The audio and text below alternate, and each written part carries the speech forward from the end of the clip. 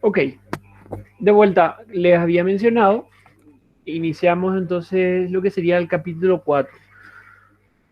Este capítulo no es que tiene una extensión interesante ni nada, justamente porque es una continuación de lo que ya veníamos viendo en los capítulos anteriores, que podríamos decirlo como una especie de capítulos introductorios, ¿sí? Donde desarrollamos distintas herramientas para utilizarlos ahora. Capítulo 4 entonces se centra en el equilibrio de cuerpos rígidos. Entonces, para poder recordar, nosotros habíamos ya analizado en parte algunos cuerpos en equilibrio y por sobre todo partículas en equilibrio, ¿verdad? Entonces, para el análisis del equilibrio de partículas, nosotros podríamos tener la certeza absoluta que una partícula genérica estaría en equilibrio siempre y cuando la sumatoria de fuerzas actuantes en ella resulte cero. Entonces, esa era condición necesaria y suficiente para el equilibrio de una partícula. En cambio, para el equilibrio de un cuerpo rígido, esa condición es necesaria, pero ya no suficiente. Ahora, además de eso, la sumatoria de momentos de las fuerzas, de las cargas, también debe resultar cero. Y cuando hacemos o decimos sumatoria de momentos, siempre referimos a algún punto. ¿Ok? Entonces la sumatoria de momentos respecto al punto A, respecto al punto B, respecto al punto O, debe resultar cero, indistinto. Entonces, esa es lo único que le agregamos para el equilibrio de un cuerpo rígido. Entonces, si trabajamos con cuerpos en tres dimensiones, entonces esta ecuación de sumatoria de fuerzas podríamos descomponerlas por sus componentes y la ecuación de sumatoria de momentos también por sus componentes. Entonces recuerden, fíjense que hay veces que hacerlo de forma vectorial resulta más sencillo que hacerlo por componentes o viceversa. Eso va a depender de cómo nos sintamos más cómodos y cómo nos resulte más fácil trabajar. Ahora, a partir de aquí, vamos a tener que analizar ya estructuras más complejas, ¿verdad? Justamente porque nosotros ya hacíamos de vuelta diagramas de cuerpo libre, ya hicimos, pero en general hacíamos de partículas y nada más. ¿Sí? Entonces, en una partícula veíamos el peso de un globo, el peso de una masa, perdón, el empuje de un globo, el efecto de un cable, el efecto de una barra, etcétera. Ahora, ¿qué pasa cuando trabajamos un cuerpo rígido? Cuando es un cuerpo rígido, ya tenemos que tener en cuenta la extensión del mismo, las dimensiones del cuerpo, y por ende, ya es un grado un poco mayor de dificultad. No digo que es difícil, pero es un grado un poco mayor ya de lo que veníamos viendo. Entonces, en general, vamos a tener estructuras un poco extensas, pueden ser estructuras complejas, pueden ser estructuras compuestas, o algo sencillo como es el que vemos en pantalla. ¿Ok? Vamos a hacer este ejemplo y a medida que avancemos también voy a ir definiendo algunos tipos de apoyos y vinculaciones. Esto que vemos aquí es nada más y nada menos que una tabla, por ejemplo, de madera incrustada en la pared. ¿Ok? Es una tabla metida en la pared, como se indica justamente aquí en la gráfica. Entonces, ¿qué es lo que ocurre? Esa tabla, al estar metida en la pared, realmente tiene un tipo de restricción aquí. Cuando tenemos este tipo de restricción, nosotros podemos considerar que es una restricción de tercer género que vamos a ver enseguida, o una restricción de empotramiento. Es decir, toda esa estructura yo puedo simplificar a una situación siguiente. Son totalmente equivalentes estas dos representaciones, ¿verdad? En donde, en vez de hacer una gráfica aquí muy representativa, hago un esquema de esa vinculación. A esta vinculación, o esa vinculación representa esto, un empotramiento. Ahora, cuando yo quiero hacer el diagrama de cuerpo libre, lo que tengo que hacer con el elemento o el cuerpo en cuestión es liberar de sus restricciones o liberar de sus apoyos y colocar los impedimentos. Entonces, ¿cómo hago? ¿Cómo es el proceder? Sería a esta estructura que está aquí, yo libero de su apoyo, ¿ok? Lo libero. Y ahora debo colocar las restricciones que puedo apreciar. Entonces, me fijo. Esta tabla realmente tiene un impedimento lateral. Es decir, en la forma horizontal, esta tabla no se puede desplazar, puesto que está metida y empotrada en la pared. Al tener impedido ese movimiento, entonces es que aparece alguna reacción aquí de forma horizontal. Le puedo llamar H. Fíjense que el sentido, si va de derecha a izquierda o de izquierda a derecha, en general, a buenas a primeras no lo sé. Entonces yo puedo imponer o suponer cualquier dirección. Si es que yo puedo identificar rápidamente, entonces lo coloco en la dirección correcta, en el sentido correcto. Asimismo, esta tabla tiene también un impedimento en la dirección vertical, es decir, esa tabla no se puede mover de forma vertical en ese apoyo. Por lo tanto, aparece una reacción vertical. Entonces yo podría colocar aquí, de vuelta, una reacción vertical. ¿Qué ocurre? El sentido tampoco lo sé, no sé si va para arriba o va para abajo. Yo puedo suponer el sentido sin ningún problema. Al ecuacionar y resolver mi sistema de ecuaciones, me va a salir el valor correcto con el resultado con el signo que le corresponde. Ahora, aquí hay una última cosa en el empotramiento. El empotramiento no puede permitir o no permite un giro aquí en esta sección. Está incrustado, entonces no puede girar en esa parte. Fuera del empotramiento, esto empieza a curvarse, ¿verdad? Pero no puede girar. Por lo tanto, la última restricción que debo agregarle aquí es un momento.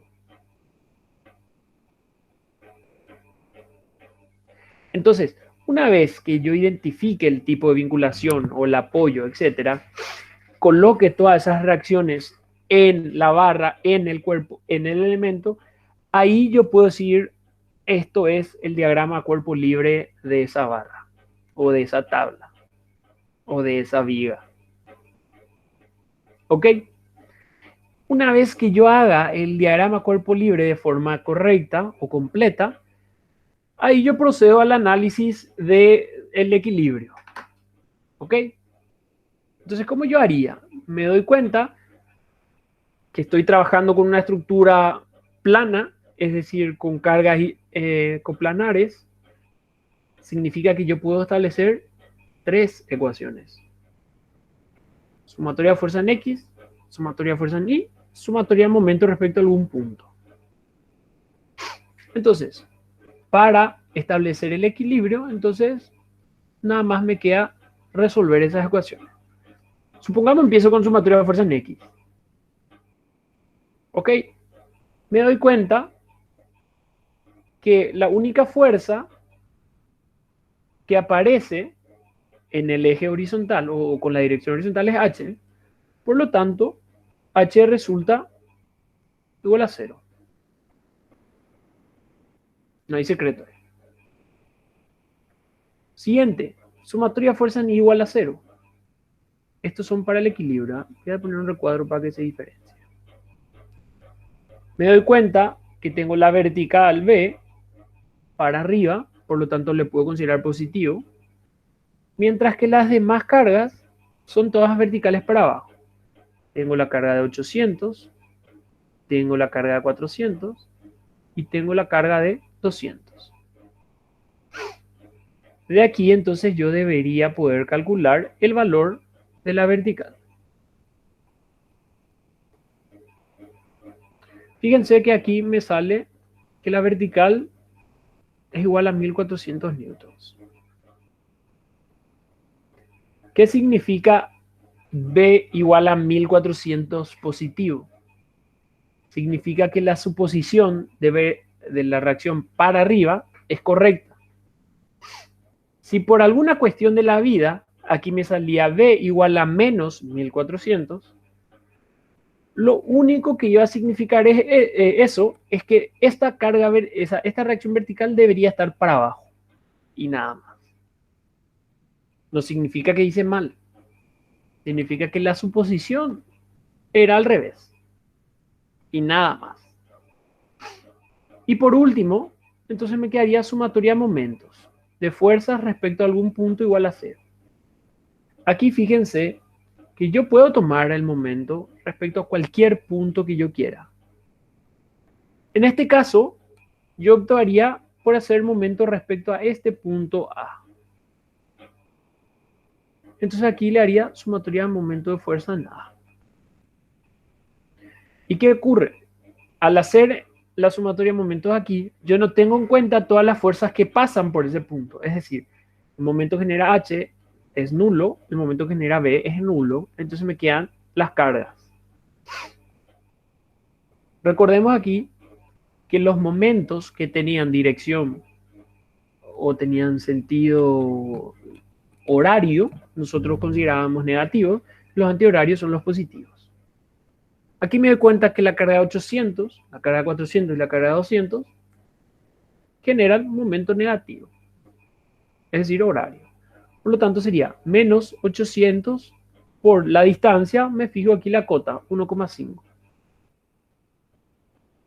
Luego, la siguiente fuerza de 400 por la distancia, 1,5 más 2,5, 4.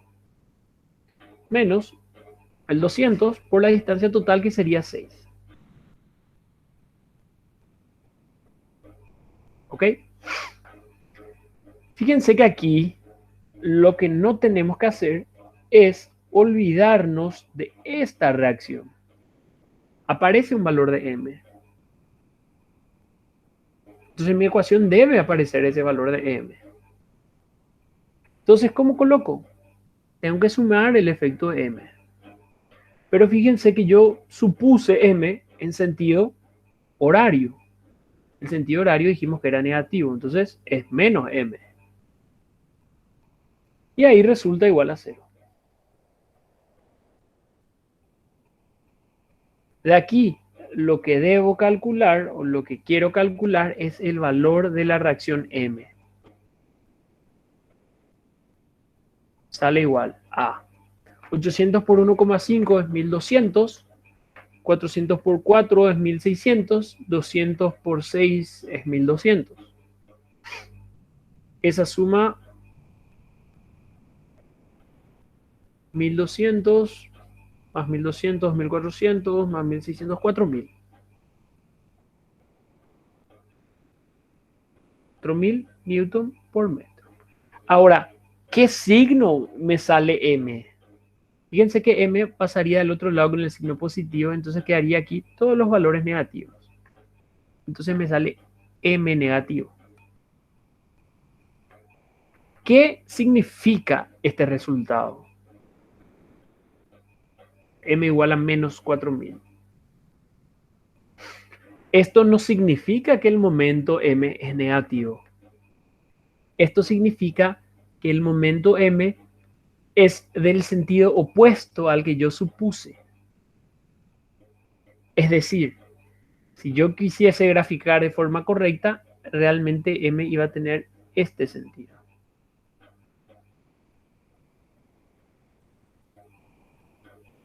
la que está en línea de puntos. ¿Ok?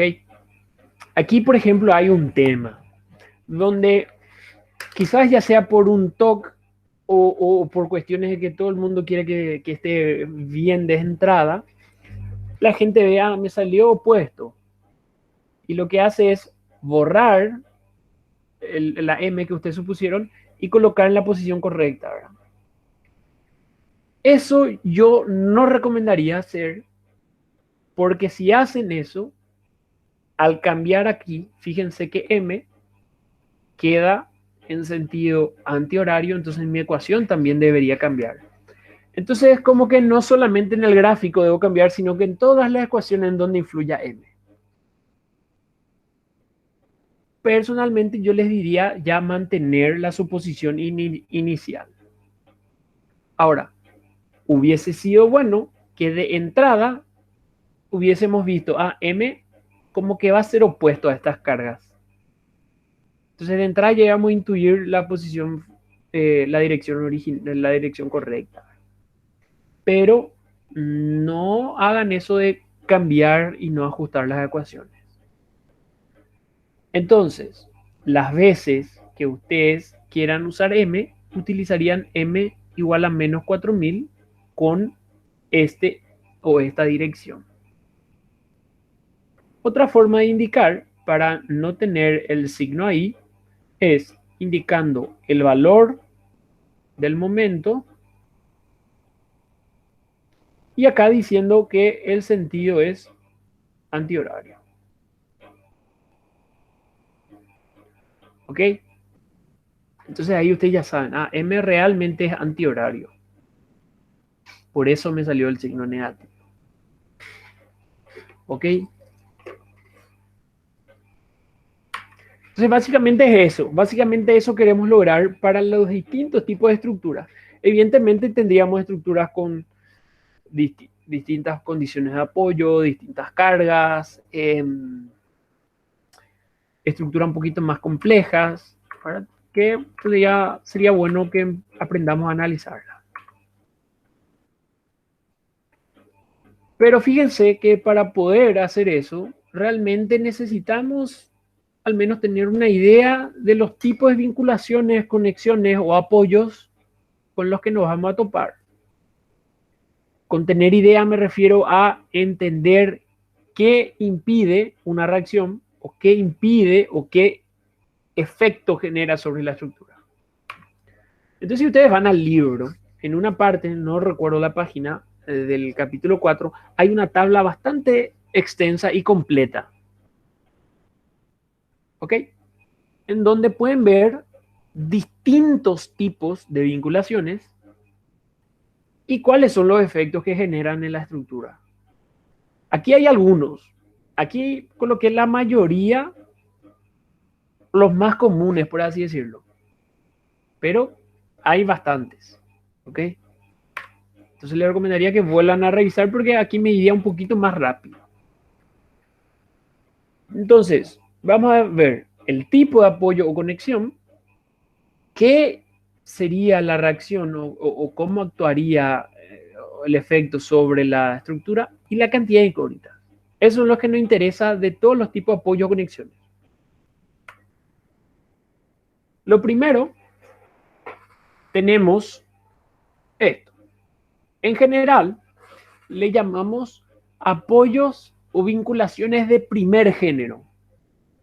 El primer género hacemos referencia a que tiene una restricción. Fíjense que hace rato yo les dije que la tabla que estaba empotrada en la pared era una vinculación de tercer género. ¿Cuáles eran sus tres reacciones? La vertical, la horizontal y el momento. Esos son tres incógnitas. ¿Ok? Veamos aquí. El primer género. Al ser el primer género, tiene una reacción.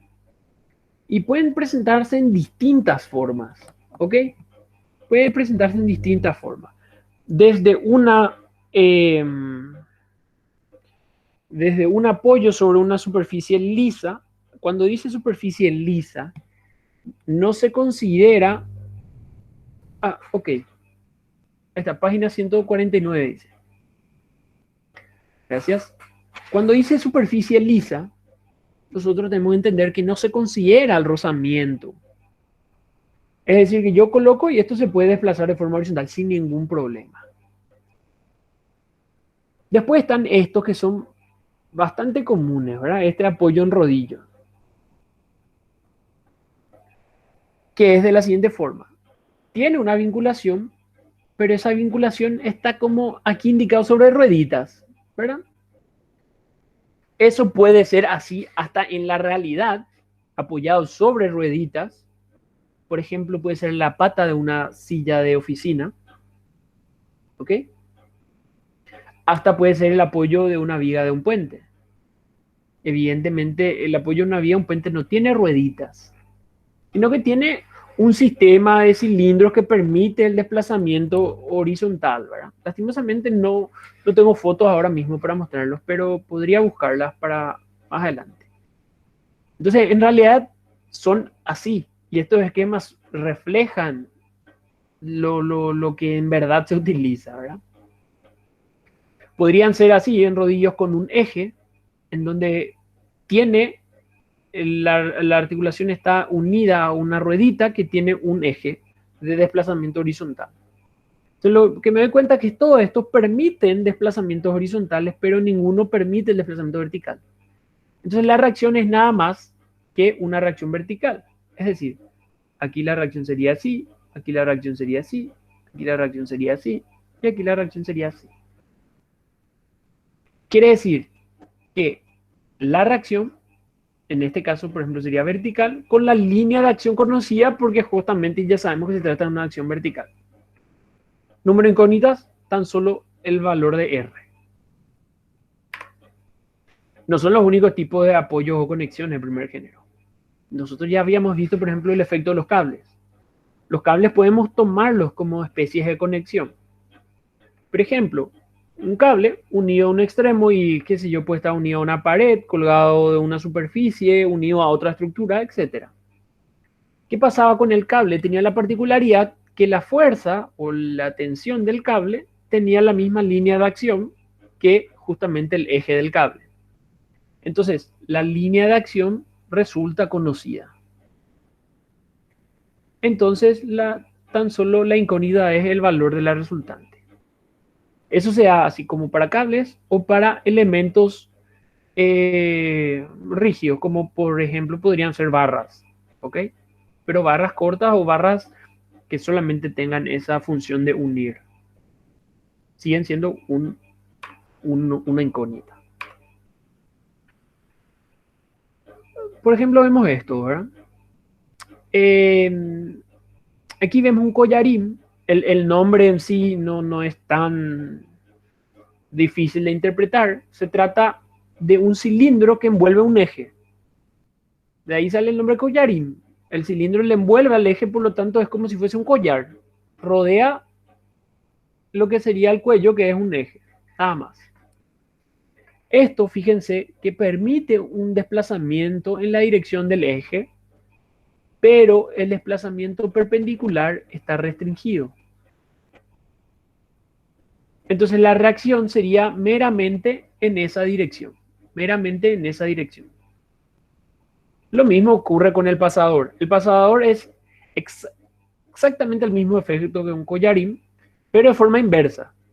Es decir, ahora el eje tiene un hueco y en ese hueco pasa una varilla que en general se lo llama pasador, ¿verdad? Entonces, de vuelta, el desplazamiento está liberado en esa dirección, pero en la dirección perpendicular está impedido. Entonces, la reacción es perpendicular al desplazamiento libre y de vuelta tenemos una sola incógnita. ¿Ok? Estos tipos de apoyos o conexiones, de vuelta, son más comunes en elementos de máquinas o en elementos que están en constante movimiento. Para estructuras son más ocasionales este tipo de vínculos. Luego tenemos ya los que serían de segundo género o que evidentemente tienen dos restricciones. Sería un apoyo normal, el apoyo más común, que sería por medio de un pasador, en donde aquí tenemos la vinculación vertical y la vinculación horizontal. Es decir, una reacción horizontal, una reacción vertical. Por lo tanto, son dos incógnitas. Otra forma de trabajar con eso es, en vez de tomarla horizontal y vertical, tomar tan solo la resultante. Pero cuando tomamos eso, la inclinación de la resultante resulta ser incógnita. Entonces, también, de vuelta, tenemos dos incógnitas. Fíjense aquí algo importante. Dice superficie rugosa. Cuando aparece una superficie rugosa, realmente hay una normal, quiere decir una reacción vertical, y aparece el efecto de la fuerza de rozamiento, de la fricción. Entonces, son dos incógnitas de vuelta. Esa es la diferencia con la superficie lisa. Después tenemos, por ejemplo, un apoyo de tercer género, que sería un apoyo fijo o un empotramiento que en general decimos o estamos acostumbrados a llamarlo empotramiento. ¿Qué hacía? Ya les spoileé anteriormente, ¿verdad? Esto tiene un impedimento de un desplazamiento vertical, impide el desplazamiento horizontal e impide el giro en esta sección. Entonces las reacciones serían una fuerza horizontal, una fuerza vertical y un momento.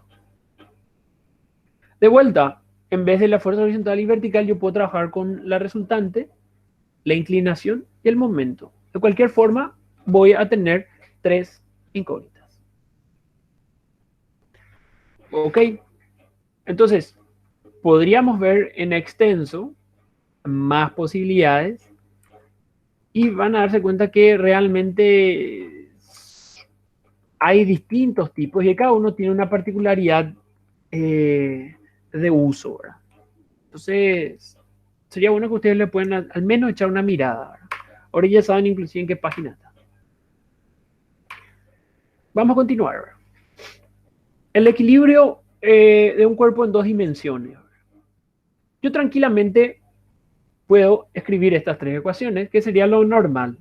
Digamos, cuando alguien nos dice equilibrio de un cuerpo rígido en dos dimensiones, ustedes automáticamente ya dicen, ah, tan solo sumatoria de fuerza en X, en Y y sumatoria de momento, ¿verdad? Es lo más común. Ahora, no necesariamente es la única posibilidad que tenemos. Nosotros podemos hacer el momento respecto al punto O, respecto al punto A, respecto a un punto B, respecto a un punto X, respecto a cualquier punto. Respecto a cualquier punto, el momento debe ser cero. Ahora, hay veces que quizás me convenga, por ejemplo, tomar dos momentos antes que la sumatoria de fuerza en Y o antes que la sumatoria de fuerza en X. Pero, de cualquier forma, son tres ecuaciones las que yo establezco. O inclusive puede haber una situación en donde me resulte mucho más fácil tomar directamente tres momentos. Ok, lo que hay que entender es que cuando trabajo con un cuerpo en dos dimensiones, yo tan solo puedo establecer tres ecuaciones. Esas tres ecuaciones pueden ser de cualquier combinación. Sumatoria de fuerza en X, sumatoria de fuerza en Y, momento en A. Sumatoria de fuerza en X, momento en A, momento en B. Sumatoria de fuerza en Y, momento en A, momento en B, etc. Cualquier combinación. Ahora, ojo cuando tomamos esta última parte. Cuando hacemos momentos respecto a tres puntos. Fíjense que aquí esto solamente es válido si A, B y C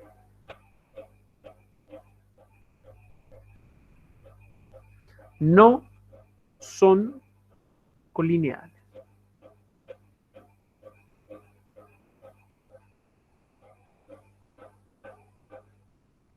¿Ok? Si A B y C son colineales, significa que están sobre una misma línea o sobre una misma recta. Si es el caso, entonces no es válido. No es válido hacer la sumatoria de momento A, momento en B y momento en C. ¿Por qué? Porque al ser colineales, la tercera ecuación ya es linealmente dependiente de A y B. ¿Qué significa eso? Significa que dentro de todo, esa tercera ecuación no me sirve porque es una combinación de las dos anteriores. Entonces, si A, B y C son colineales, yo no puedo hacer momento en los 3 puntos. O puedo hacerlo, pero eso no me asegura que esté en equilibrio. Entonces, para hacer momento en 3 puntos, los 3 puntos no deben ser colineales. Eso es algo a saber. Entonces, a partir de aquí, vamos a empezar a analizar dos situaciones bastante particulares, pero eso no significa que sean raras o no tan comunes, ¿verdad? Son particulares, sí, son particulares, pero tiene la casualidad de que aparecen en una frecuencia muy alta. Es decir, en estructuras o en armaduras se dan este tipo de situaciones. Entonces vale la pena identificarlos ya de entrada. ¿Ok? De igual manera, yo sé que si no les mostraba estos casos que les muestro ahora, yo sé que ustedes tienen la capacidad de identificarlos, ¿verdad? Ahora, es nada más como si fuese una ayudita, ¿verdad? Supongamos este cuerpo, ¿verdad? Dice, equilibrio de un cuerpo sometido a la acción de dos fuerzas. Dos fuerzas.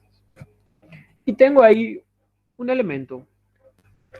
Esto puede ser una regla L, un perfil angular, puede ser una escuadra, puede ser la regla albañil, si conocen, ¿verdad? Tiene esta forma, la escuadra albañil. Entonces, puede ser un elemento cualquiera. Y por A o B motivo le aplico la fuerza 1 y fuerza 2 en los extremos, ahí en esos puntos A y B. Ahora, así mismo, como está indicado en la gráfica, yo puedo decir que esa estructura está en equilibrio. Fíjense, es un cuerpo. Sumatoria fuerza debe ser resultante fuerza debe ser 0. Aparentemente ahí, esa fuerza F1 y esa fuerza F2 medio que no van a anularse nunca porque tienen direcciones distintas.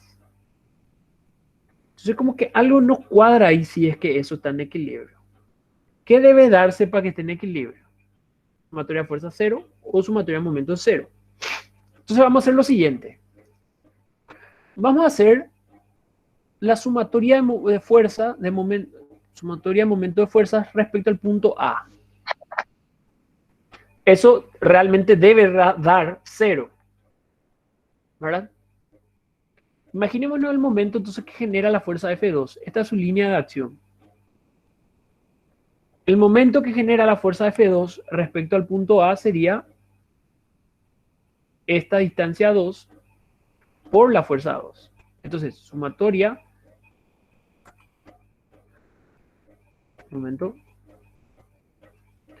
Sumatoria de momentos de fuerza de A es igual a 0. Y esto es igual a este valor de F2 por esa distancia 2. El momento de F1 respecto al punto A, ¿cuánto es? Es 0. ¿Por qué? Porque el punto, la fuerza 1 está aplicada en A, o su línea de acción pasa por A. Entonces, ¿cuál es la única forma para que esto resulte 0? Fíjense que F1 y F2 tienen valores. O sea, F1 y F2 no son 0. La única forma es que D2 sea 0. ¿Cuándo voy a tener esa situación? Voy a tener esa situación cuando realmente la línea de acción de F2 pase por A. Entonces me doy cuenta que F2 debe pasar por A. Entonces voy a tener esta situación. Y ahí puedo tener certeza que el momento de fuerza respecto a A es 0. Si F2 no pasa por A, entonces no podría ser 0. Ahora, análogamente, hago lo mismo, pero respecto al punto B. ¿Qué puedo concluir? Que F1, o la línea de acción de F1 debe pasar por B. Entonces voy a tener esta situación. Y para que esto esté en equilibrio, ¿qué debe darse? Debe darse que F1 más F2 sea 0 de forma vectorial. Eso significa que F1 en módulo sea igual a F2 en módulo. Es decir, la misma magnitud, pero direcciones opuestas, la misma línea de acción. ¿Se entiende, verdad? Entonces, lo que puedo concluir cuando tengo un cuerpo sometido a la acción de dos fuerzas es que necesariamente esas dos fuerzas deben tener la misma línea de acción, la misma magnitud y sentido opuesto. Sencillo. No importa si es una regla doble T, si es una sección en U, en C, etcétera. No. Siempre van a tener que tener la misma línea de acción, la misma magnitud y sentido opuesto. Ahora, si es una barra normal es mucho más fácil identificar, pero siempre va a ser eso. Entonces, ¿a qué quiero llegar? Quiero llegar a la situación en que, por ejemplo, yo vaya a ver aquí, vaya a esta estructura, yo tenga la capacidad suficiente de darme cuenta que la barra CD es una barra sometida a dos fuerzas, por lo tanto, la reacción en C tendría esta dirección y la reacción en D tendría esta dirección. Y de ahí poder calcular el diagrama cuerpo libre, por ejemplo, de esta barra. ¿Ok? Entonces es algo muy útil porque me simplifica bastante el ejercicio. Ahora, si yo no recordase o si yo no sabía cómo trabajar con una barra sometida, un cuerpo sometido a dos fuerzas, la incógnita en D no iba a poder determinar nunca. Entonces tiene una importancia. Es bueno manejar esto. Vamos a continuar. ¿Qué pasa si le agrego una fuerza más? ¿Qué ocurre ahí? Vamos a ver entonces el equilibrio de un cuerpo sometido a la acción de tres fuerzas. Ya vimos la particularidad para dos. ¿Hay una particular para tres? Hay una particularidad. Supongamos el maní genérico, eso que está ahí, el azul. Recordemos que estamos trabajando todavía en dos dimensiones. Puedo decir que tengo la fuerza F1, F2, F3 aplicado en los puntos A, B y C.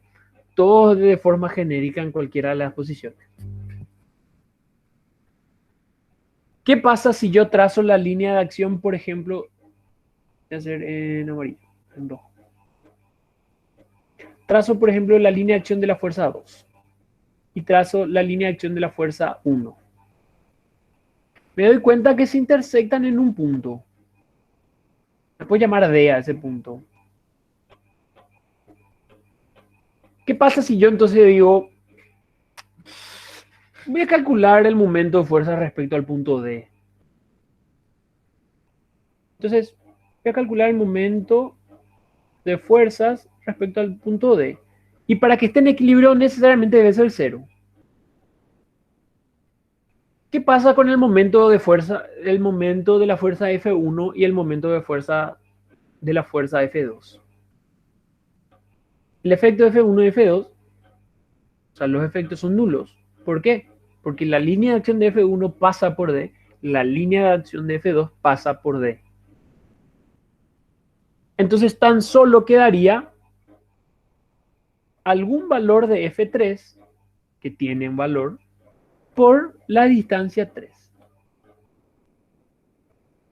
Y para que se dé esto igual a 0, necesariamente la distancia 3 debe ser 0. ¿Qué implica eso? Lo mismo que vimos hace rato.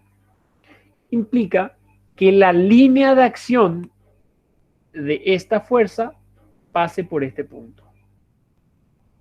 Es decir, implica que la línea de acción de F3 pase por el punto D. Es la única forma que yo puedo tener un equilibrio en ese cuerpo. Entonces, ¿Qué es la particularidad que podemos sacar o que podemos concluir de un cuerpo sometido a la acción de tres fuerzas? Podemos concluir que para que esté en equilibrio, necesariamente esas fuerzas deben ser concurrentes. Si esas fuerzas no son concurrentes, no va a estar en equilibrio ni nunca.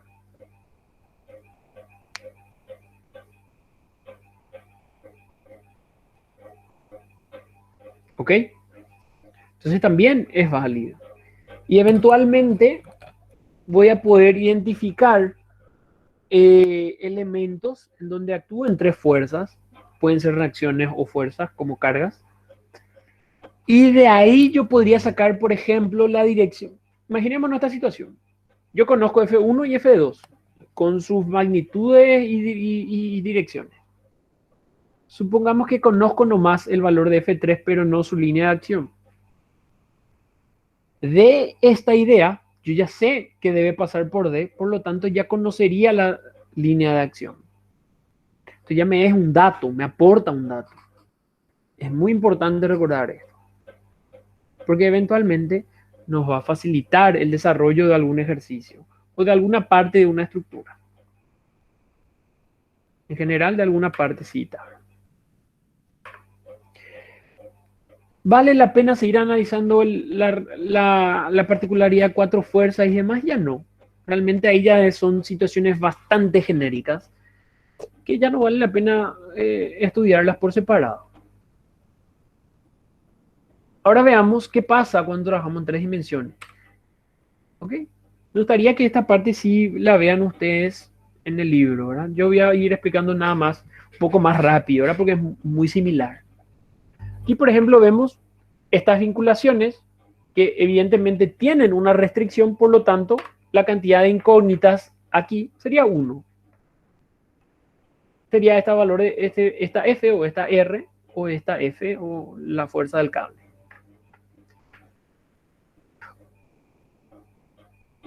Al principio, cuando yo cursé la primera vez la materia, ¿verdad? Y no tenía idea de las cosas, yo me imaginaba esto realmente así, como si fuese una pata o una barra apoyada sobre una pelota, sobre una esfera.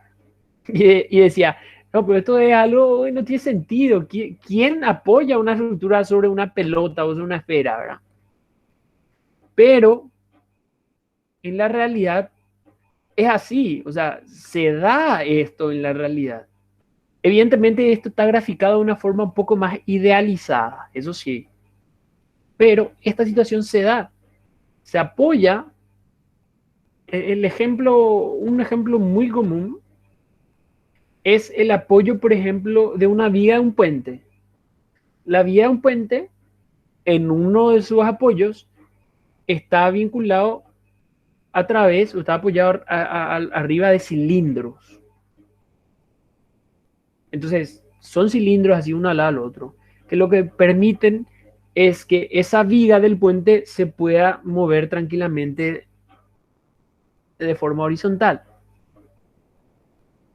Y se da, voy a buscar fotos para mañana o para la semana que viene. Y van a darse cuenta que realmente se dan estas situaciones y son muy similares a estos gráficos. ¿Ok? ¿Y por qué, por ejemplo, se hace eso? Porque el puente está sometido a la acción de la temperatura, está expuesto al sol todo el día, por lo tanto se dilata cuando está bajo el sol y se contrae cuando el sol se esconde. Por lo tanto, esas vigas tienen que tener la capacidad de dilatarse y contraerse sin generar esfuerzos.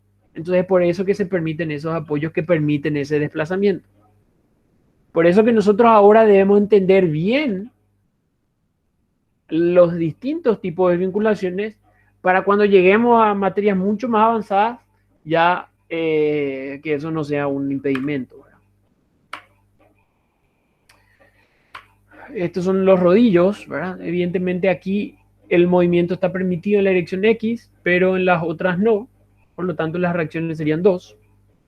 Aquí una superficie rugosa, Evidentemente la reacción vertical está impedida y la fricción en el plano también, por lo tanto, serían 3 incógnitas. Fíjense que en 3 dimensiones la cantidad de incógnitas ya son 6. Son 3 desplazamientos traslacionales y 3 desplazamientos rotacionales que son giros. 6. Después está esta unión o junta universal.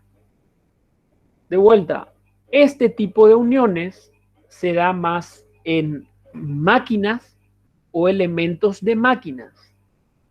¿Por qué? Porque justamente son partes ya móviles o partes de una estructura que está con un cierto movimiento.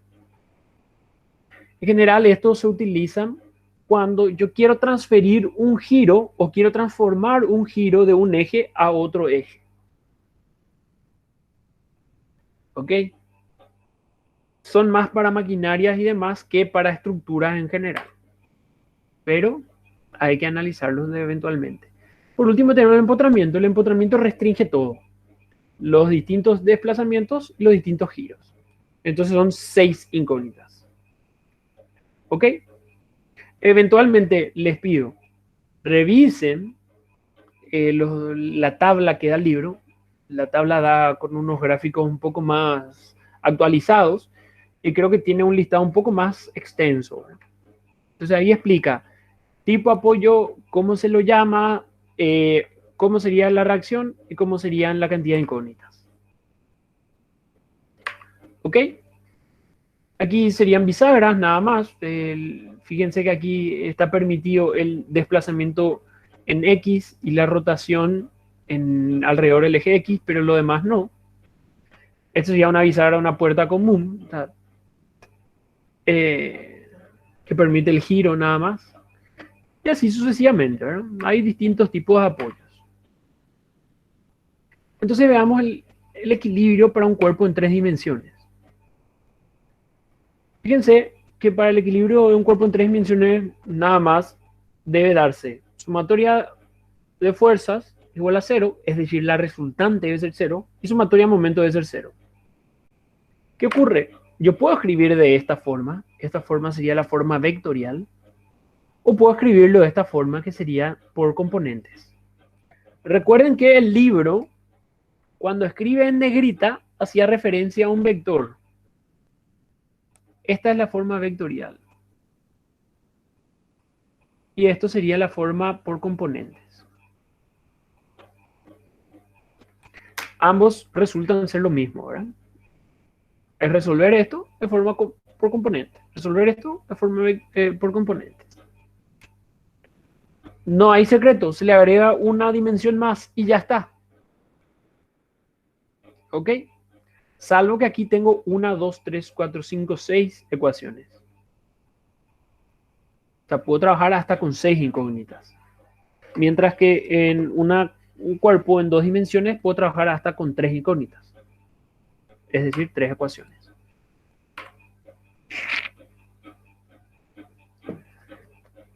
Ok. Esta es la última parte de la diapositiva, ¿verdad? Pero requiere un poquito de atención. Ya vimos los distintos tipos de apoyos que pueden surgir. Eventualmente, cuando aparezca algo raro o novedoso en un ejercicio, lo vamos a explicar el funcionamiento, ¿verdad? Vimos las particularidades y demás. Ahora, yo puedo tener siempre la certeza, de que un cuerpo está en equilibrio. No, no siempre tengo la certeza. Pero tengo que ser capaz de decir, esa estructura no da. O esa estructura, mira, viejo, le falta un apoyo, le falta una restricción. Esta estructura no es estable para cualquier sistema de cargas. ¿Ok? Debemos tener la capacidad de, al ver una estructura, decir, eso está correctamente restringido. Eso no está correctamente restringido. Entonces tenemos la capacidad de analizar la estabilidad. ¿Ok? Entonces cuando decimos eso, nosotros podemos diferenciarlo en distintas formas. Un lado, o por un lado, podemos tener en cuenta la cantidad de restricciones o incógnitas que tiene. De acuerdo a eso, nosotros podemos clasificar la estructura en tres tipos. Isoestática, iso viene de igual, es cuando tenemos una estructura que tiene la misma cantidad de incógnitas y la misma cantidad de ecuaciones. Recordemos, una estructura en dos dimensiones, o sea, un cuerpo en dos dimensiones tiene hasta tres ecuaciones para plantearse. Por lo tanto, si tengo tres ecuaciones y tres incógnitas, puedo decir, es una estructura isostática. La otra forma es hiperestática. Hiper viene de más, por encima, sobrepasa, ¿ok? Significa que está vinculado o está restringido de más, ¿ok? ¿Qué significa eso? Que tengo más incógnitas que la cantidad de ecuaciones que yo puedo plantear. Y por otro lado está lo inferior, hipoestático. Hipo viene de falta, falta de, tiene menos, es menor. Hipostático, entonces es cuando tengo menos incógnitas que ecuaciones. Entonces, de entrada ya podemos diferenciarlo. Estructura isostática, hiperestática o hipostática. Ahora, también podemos darnos cuenta que todas esas estructuras pueden ser estables o inestables. Estables son cuando las vinculaciones, apoyos, sí, las vinculaciones o los apoyos son capaces de absorber cualquier situación de carga. Inestable es cuando no ocurre eso. Voy a mostrar los ejemplos y ahí se van a dar cuenta visualmente cuáles son estructuras estables y cuáles son inestables. Y por otro lado tenemos impropiamente restringidos o propiamente restringidos, ¿verdad? Cuando decimos que está propiamente restringido, en general es cuando las restricciones están colocadas de forma correcta y son capaces de absorber las cargas. Impropiamente restringidos cuando hace cualquier otra cosa, ¿verdad? Cuando no son capaces de soportar las cargas genéricas. Entonces vamos a trabajar con esta estructura y vamos a ir variándole los tipos de apoyos de forma a ir analizando las distintas situaciones que encontramos. Vamos a ver esto. Fíjense que nuestras cargas son oblicuas, es decir, tiene componente vertical y tiene componente horizontal. Veamos esta estructura. En A hay un apoyo de primer género. Quiere decir que la reacción es vertical. ¿Por qué? Aquí no se indica bien, ya perdió la calidad de la gráfica, pero indica de esta forma. Aquí viene esto y aquí viene esto. Esto significa que el desplazamiento está liberado aquí y aquí aparece la reacción vertical en A. ¿Ok? Lo mismo ocurre con el apoyo en B. Y en D tengo un cable conector. Quiere decir que el cable tiene la reacción en esa dirección. Si yo libero la estructura y coloco todas las reacciones, voy a tener una reacción vertical en A, una reacción vertical en B y una reacción horizontal en D. Las cargas, por conveniencia, pongo componentes horizontales y verticales. Este W que aparece aquí es el peso de la estructura.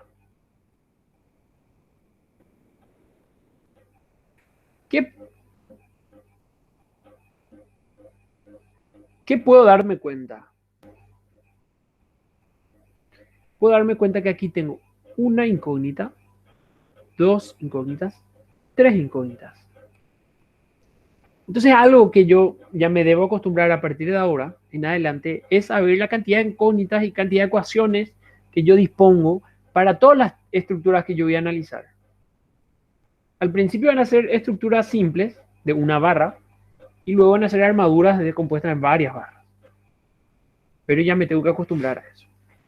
Aquí me doy cuenta que yo tengo 3 incógnitas.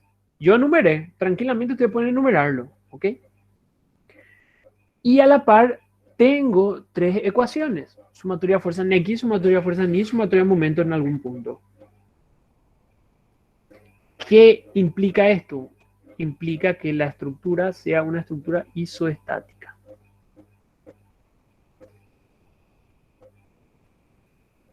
Que una estructura sea isostática no implica que sea una estructura estable. Una estructura estable es aquella que es capaz de absorber las distintas cargas sin generar desplazamientos. Por ejemplo, aquí las cargas verticales pueden ser absorbidas por las reacciones verticales, sí, sin ningún problema. Las componentes horizontales pueden ser absorbidas por el cable. Entonces, en este caso también yo puedo decir la estructura es estable. Porque es capaz de absorber todas las cargas. Entonces, ¿yo qué puedo decir de esta estructura? La estructura es estable e isostática. Esta estructura está bien. Entonces ustedes ven eso y de entrada, sin hacer ningún cálculo, esto es un análisis cualitativo. Yo me fijo, está bien, puedo resolverlo y a partir de ahí resuelvo. Se dice que es constricción total porque está restringido horizontal y verticalmente. Entonces está bien. Vamos a hacerle algunas modificaciones. Vamos a cambiar los distintos apoyos, ¿ok? Vamos a analizar la misma estructura, pero ahora fíjense que en A y en B cambié el apoyo por un apoyo segundo género. El cable lo solté, ¿verdad? Si hago el diagrama cuerpo libre y coloco las reacciones, ya tenía esta situación. Tengo ahora 1, 2, 3 y 4 incógnitas. ¿Qué me doy cuenta? Tengo 4 incógnitas mayor a 3 ecuaciones. Cuando tengo más incógnitas que ecuaciones, entonces yo digo, esta estructura es hiperestática. A mí no me jodes, esta estructura es hiperestática. Que una estructura sea hiperestática no significa que está mal. Eso ya aclaro. Van a haber situaciones donde nosotros vamos a requerir que la estructura sea hiperestática. No está mal. Que sea isostática, eso sí está mal. Que sea hiperestática, no está mal. Va a depender del uso, del cálculo, de la función que va a cumplir en muchas otras cosas. Pero yo tengo que saber que es hiperestático. ¿Qué significa? Que con las ecuaciones de la estática, que son sumatoria de fuerza, sumatoria de momento, yo no voy a poder resolver. Voy a tener que considerar ya la deformación, la elasticidad que van a haber en resistencia material. ¿Verdad? Entonces, hiperestático no está mal. No está mal. Olvídense de eso. Yo ya puedo decir es hiperestático. Ahora, ¿es estable o inestable la estructura? Me fijo en las componentes verticales. Las componentes verticales pueden ser absorbidas por AI y por BI, sin ningún problema. Y las componentes horizontales pueden ser absorbidas por AX y BX. Entonces, eventualmente yo podría decir que, además de ser hiperestática, podría ser estable. ¿Ok? Ahora, cuando yo tengo más incógnitas que ecuaciones, yo automáticamente sé que no puedo calcular todas las reacciones. Por lo tanto, cuando se da también esto, yo también puedo decir que es estáticamente indeterminado.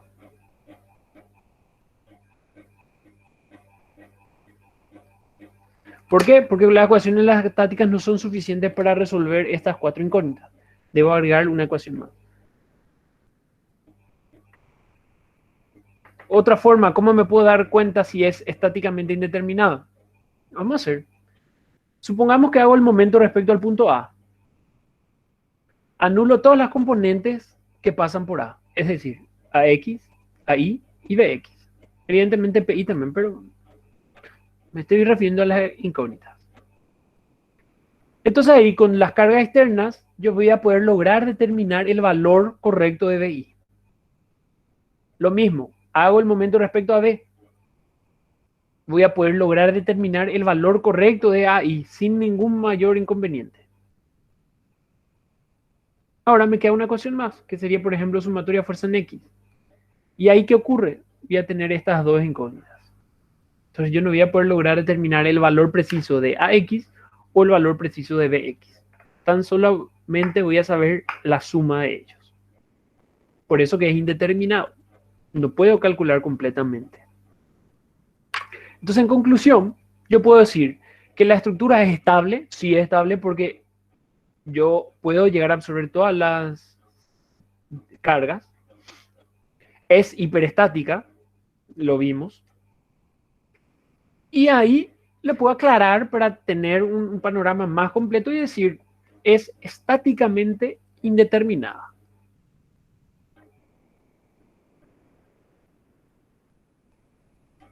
Si alguien tiene consulta y eso lo tiene que hacer ahora, a medida que voy explicando. De lo contrario, yo sigo avanzando como si nada. Veamos otro ejemplo. La misma estructura, ahora los apoyos en A y en B son de primer género. Por lo tanto, tengo esta situación. Tengo una y dos incógnitas nada más. Entonces yo puedo decir, tengo dos incógnitas que son menor o menores a las tres ecuaciones que yo puedo plantear. ¿Qué pasa cuando tengo esta situación? Yo digo que es hipoestática.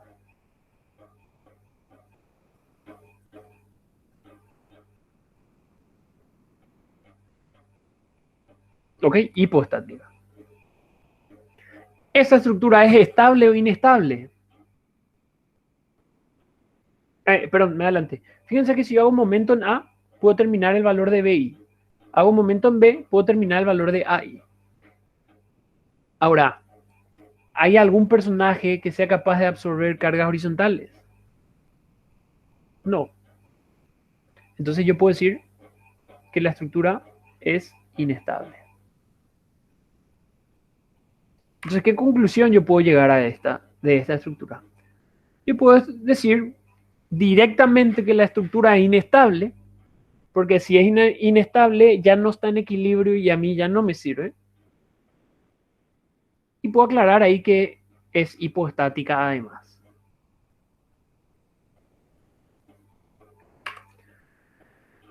Veamos, creo que era el penúltimo ejemplo este. Veamos ahora lo siguiente. Teníamos dos incógnitas. Voy a agregar una vinculación ahí en el medio para tener tres. Entonces me doy cuenta que aquí yo tengo 1, 2 y 3. Entonces, ¿qué pasa? Tengo tres incógnitas y también tres ecuaciones. Entonces, a buenas primeras yo quiero decir,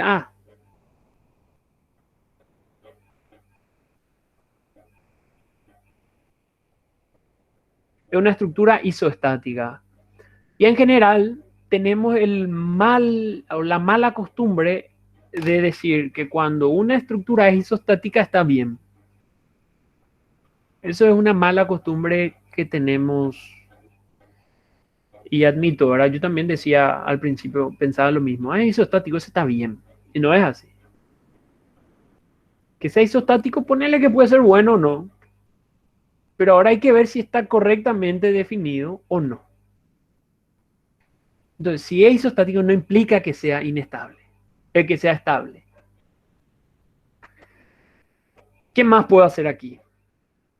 Me doy cuenta que las componentes verticales yo puedo determinar o puedo absorber con las reacciones verticales, pero de vuelta no hay ningún personaje que pueda absorber cargas horizontales. Entonces, por lo tanto, yo puedo decir es isostático, pero es inestable.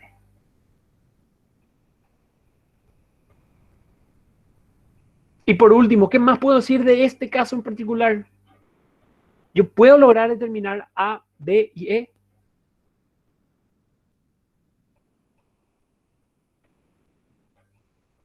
No. Hago un momento en A. Me va a quedar E y B en función del momento. Hago un momento en E, voy a tener A y B. Y hago un momento en B y voy a tener A y E. Y me voy a dar cuenta que voy a tener las ecuaciones linealmente dependientes. Entonces realmente se convierte en una estructura indeterminada de vuelta. Entonces lo que yo puedo llegar a concluir es lo siguiente. Que se trata de una estructura inestable, eso es evidente, isostática, podríamos aclarar, y la constricción es impropia. ¿Por qué? ¿Por qué es impropia? Porque por más que yo tenga tres ecuaciones y tres incógnitas, no hay nadie que absorba las cargas horizontales. Entonces está impropiamente restringido. Quiere decir que no está bien restringido nada más. Yo puedo hacer un ajuste y se soluciona el problema. Por ejemplo, yo podría eliminar el apoyo en B y colocar aquí algo así. Y ahí ya va a estar solucionado el problema. Ahí ya va a ser una estructura estable, isostática y correctamente restringida o con una restricción total.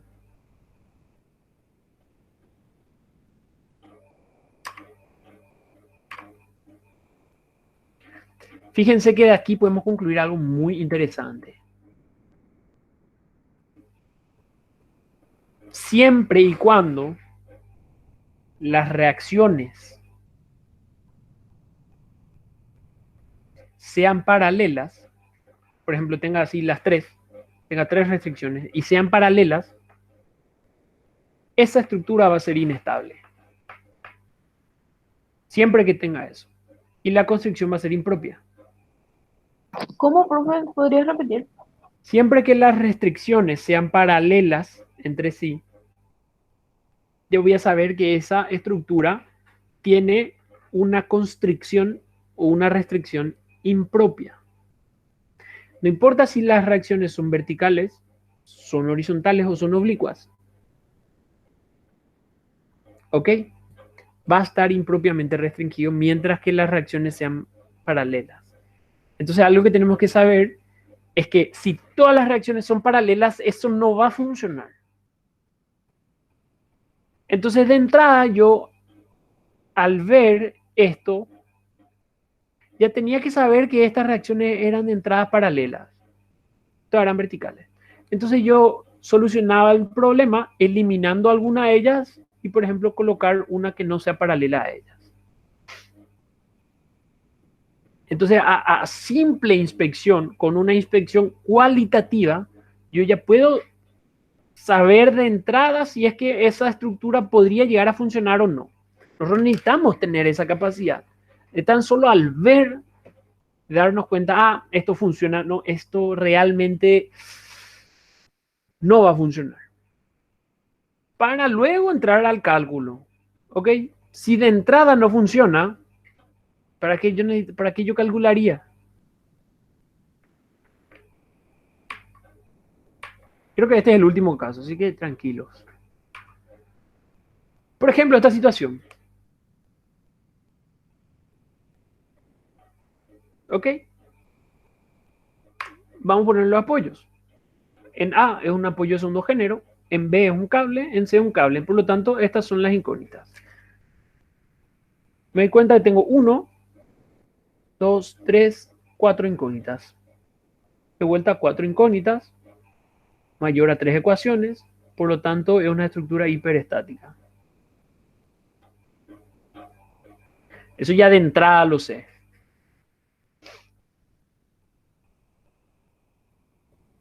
¿Qué pasa? Tengo reacciones verticales y tengo reacciones horizontales. ¿Ok? Entonces, eventualmente yo podría decir que esta estructura aparentemente es estable. ¿Ok? Porque hay componentes horizontales, hay componentes verticales. ¿Qué ocurre? Supongamos que yo quiero hacer el momento respecto a A. La componente AI se elimina, la componente AX se elimina, la componente BX se elimina y la componente CI se elimina. Entonces el momento respecto a A sería el momento de todas las cargas externas que no quedaron eliminadas, que podrían ser cualquiera y podrían tener cualquiera de las direcciones. Entonces no necesariamente se equilibraría.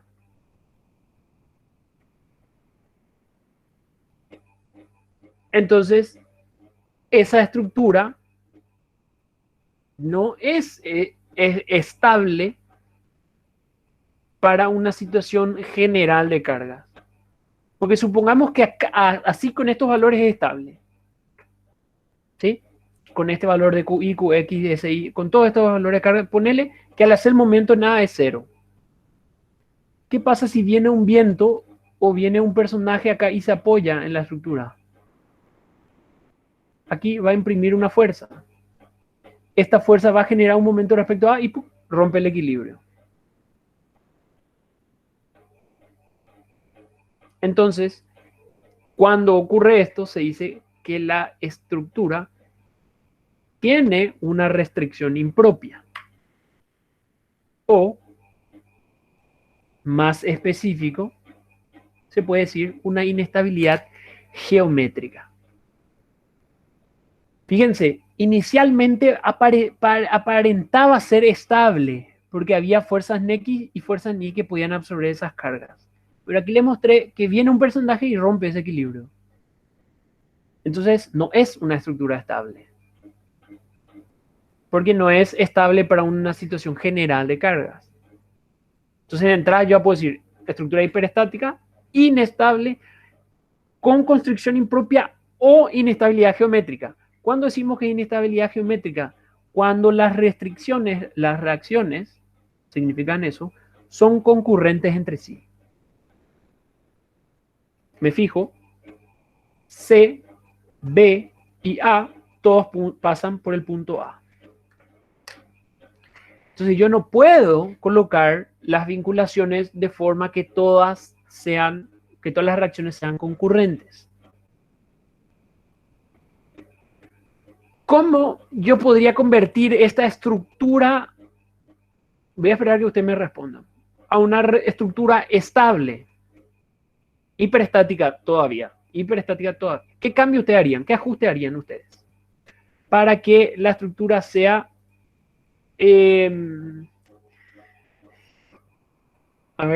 para que la estructura sea estable.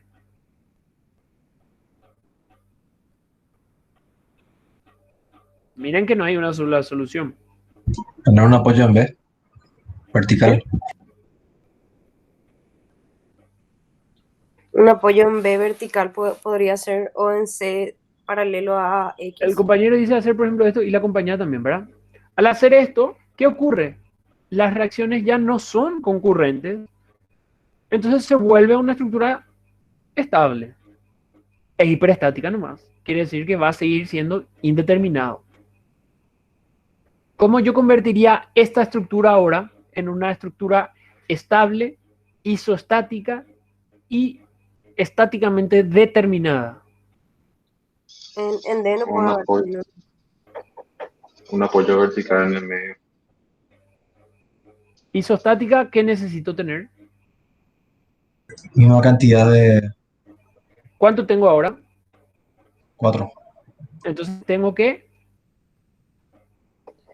Pasar el que está en CAD, profe. O sea, tengo que eliminar una. ¿Verdad? Tengo cuatro incógnitas. Necesito eliminar una. Por ejemplo, podría eliminar esta C. Y ahí se queda una estructura estable, isoestática y estáticamente determinada. ¿Qué pasa si yo en vez de borrar esa en C, por ejemplo, hacía esto? En A, en vez de ser de segundo género, ponía esto. ¿Ahí en qué se convertiría mi estructura? Tengo tres incógnitas.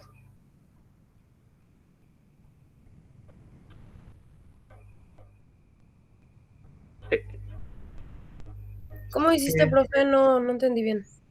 no sé por qué no muestra, ¿verdad? ¿Qué No, no. pasa, qué pasa si en A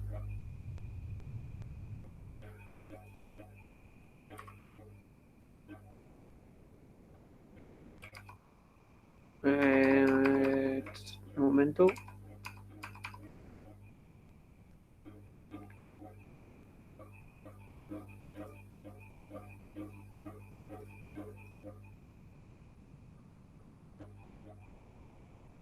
¿Qué pasa si en A yo cambio el apoyo por esta vinculación? ¿En qué se convierte?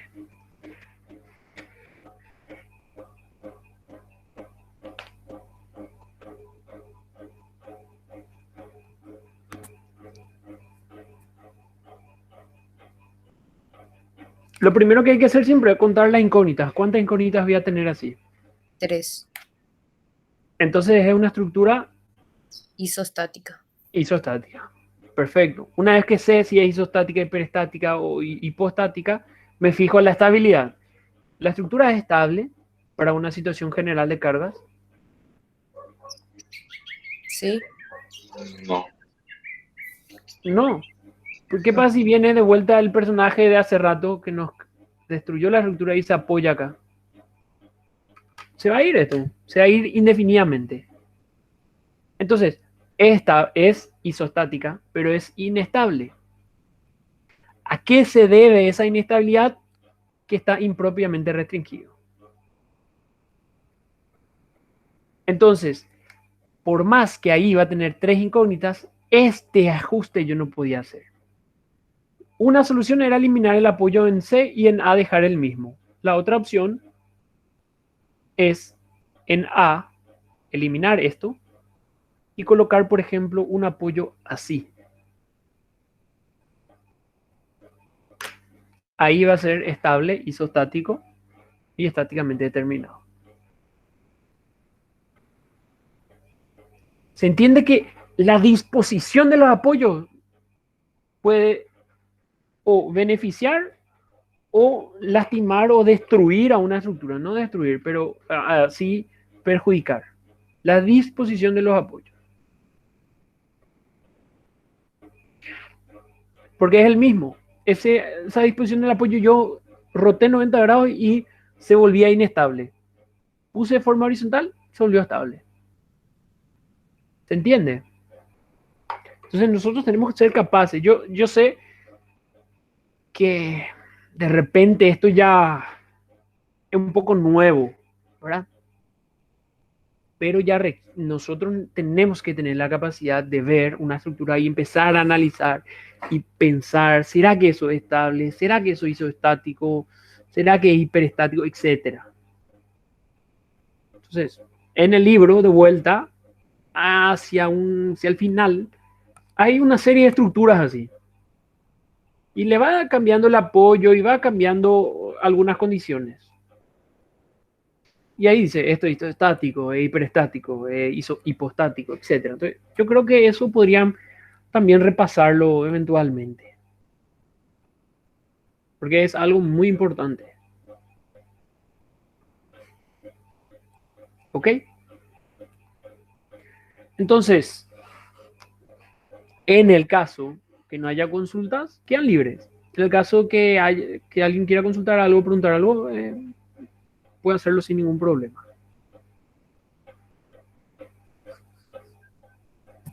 Profe, ¿por qué en el apoyo en A tiene en X y en Y? Pero cuando pones en vertical el apoyo va a tener solamente en X, ¿verdad? Cuando está graficado de esta forma, va a tener Sí. solamente en X. ¿Y por qué? Porque esa forma o esta forma de graficar realmente era el apoyo que tiene un pasador aquí. Aquí viene, qué sé yo, la barra, la estructura. Viene el pasador. Y aquí como que tiene rueditas o un rodillo.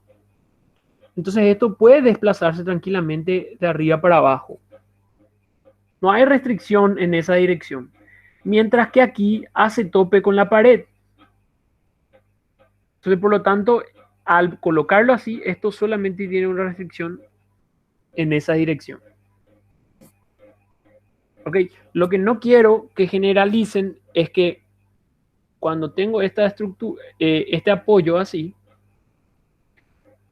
no siempre esto tiene un impedimento vertical nada más. Depende cómo está dispuesto.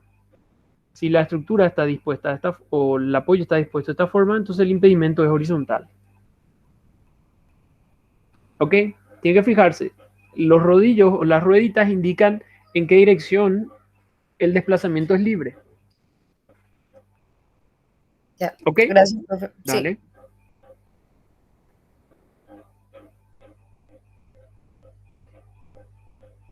Entonces, ya para terminar, esto estaría actualizando en estos días, pero mañana tenemos nuestro taller. ¿Ok? No se olviden de eso. Sería bueno que nos conectemos a las 2:30, así yo 5 minutos vuelvo a recalcar algunas indicaciones que voy a colgar también en el aula virtual, o sea, en el Classroom, y luego ya arrancamos el examen. Dale, profe. Dale, dale. Gracias. Dale, profe, chao, chao. Chao, chao.